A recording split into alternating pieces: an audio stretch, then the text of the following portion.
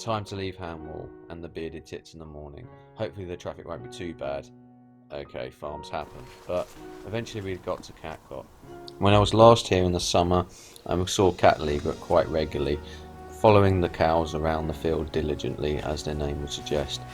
But looking out there now, the place is flooded and very different. The place is full of wildfowl and the water levels are high. I'm not so sure cat egret's going to like this, so I'm staying a bit reserved on it. But you got to have a look. So off I go, scanning the horizon for my target species. Will there be anything else here though? That's the question. Yes, I can find something different. This is quite a special bird and a winter visitor to the UK. They breed in the Alps in the summer and come down to our shorelines in the winter, sometimes venturing inland like this bird did at Catcot. I haven't seen that many in my life and can honestly say this is quite a special bird in the UK. It was causing quite a stir in the hide, I can tell you, as I got nearly stampeded by a load of photographers trying to get a picture of it as I stood watching. But nonetheless, an amusing and amazing little bird. For a brown job, it can really stir the hearts of many.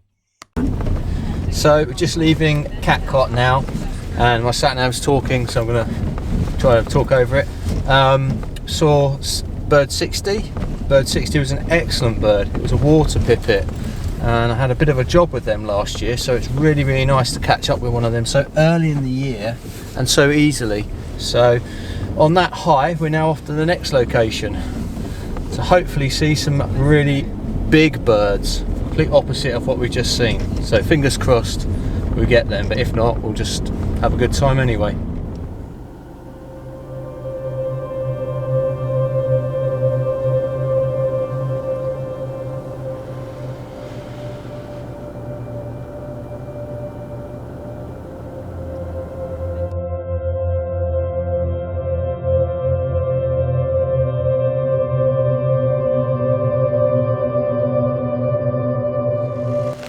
So obviously that bit of excitement was a lovely ringtail hen harrier. That's what we call female or immature birds. I'm pretty sure that one looked like a female, but I'll check later when we have a look at the pictures properly. But yeah, it was lovely watching it cut across there and feeding nicely. That wasn't the big bird that I was promising you.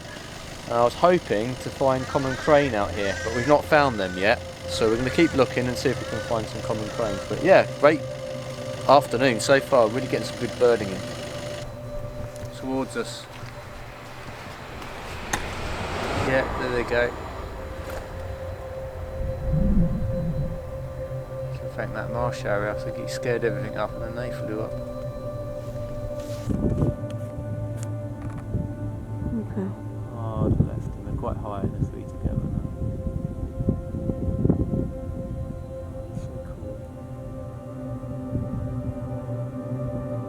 Quite the 60 I was promised. So for 3.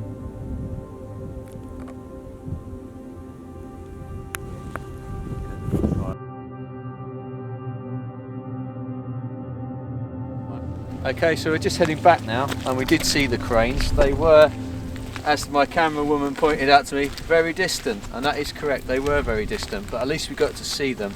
They've been a great success story. They were reintroduced to Somerset some years ago, and they've really taken well, and now there's quite a healthy population.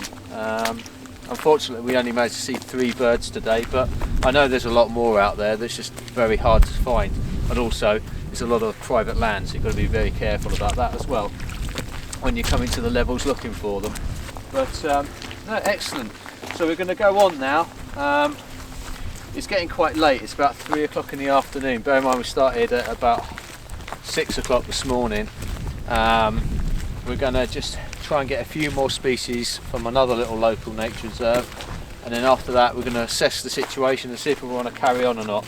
But we're getting there. We're in the 60 something mark now, so we just need to go push a little bit more and maybe we'll get to 70, maybe, possibly. Okay, let's see what we can do.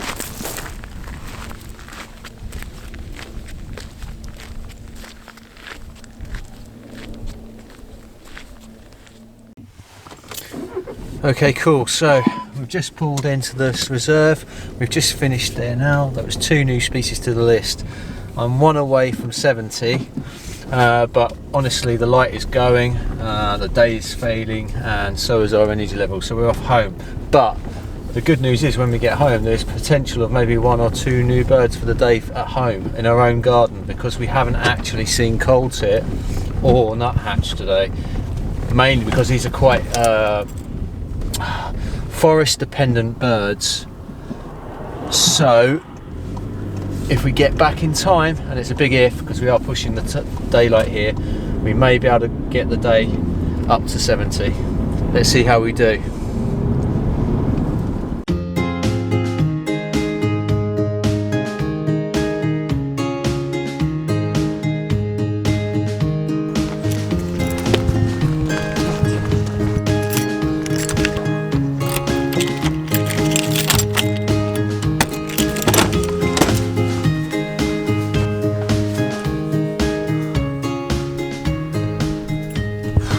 Mad dash. Can't see any nuthatches. Got a blue tit.